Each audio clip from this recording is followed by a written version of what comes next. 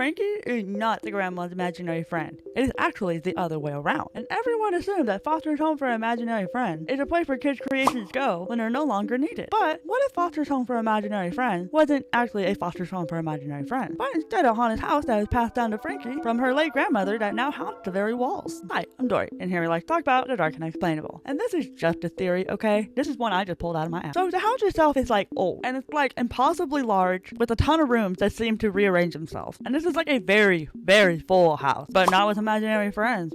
But it's full of things that attach themselves to little children when they feel abandoned and lonely, and maybe even forgotten. It's like the house feeds on those feelings and then gives them shape. That's what the friends are. Emotional residue, spirits drawn to unfinished childhoods, and purple-haired demons that are oddly too friendly with no alternative motive. I mean, hey, kind of like me. Seriously, guys. But no one actually remembers when the foster home was actually built. They just know that it's always been there. And for generations, it's been passed down to one woman in each bloodline. When Madame Foster inherited it, she thought she was inheriting a Foster's Home by imaginary friends. You know, like she was moving into her old grandma's old house full of imaginary friends. But instead, she was actually chosen by the house itself to be the caretaker. She took care of that house and all the imaginary friends in it, all the way up until she was ready to pass it down to Frankie, as her ancestors did before her. So, why is Frankie now taking care of it? And why is she doing it like it's some full-time job? I mean, yeah, it's a job that pays her like a small amount of money, whoop-de-doo. But why isn't Madame Foster taking care of this home if she's supposedly the chosen one? I mean, yeah, she's old and stuff, but like, still, it's still your job, lady. The house only chose one caretaker. And if Frankie's taking care of the house, that could only mean one thing. Madame Foster is dead. I mean, imaginary friend. Aw, that means she's taking care of the house so that she can feel close to her grandma again. So wait, what does that make Max? I don't know. You tell me. Until then, I'm Dory. Follow for more things dark and unexplainable. Toodaloo.